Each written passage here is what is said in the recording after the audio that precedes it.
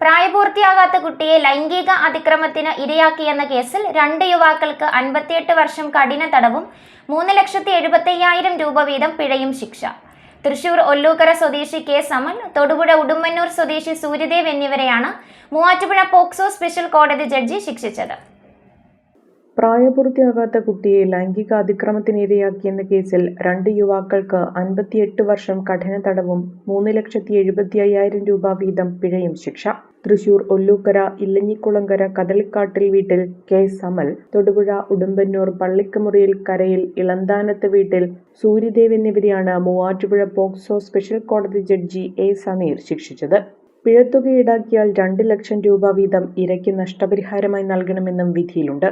2019 December 16-ന് Muvattupuzha police register ചെയ്ത കേസിലാണ് ശിക്ഷ. ബന്ധുവീട്ടിൽ താമസിക്കുകയായിരുന്ന ഇരുവരും തുടർച്ചയായി 6 വയസ്സുകാരിയായ കുട്ടിയെ ലൈംഗികമായി ഉപദ്രവിച്ചെന്നാണ് കേസ്.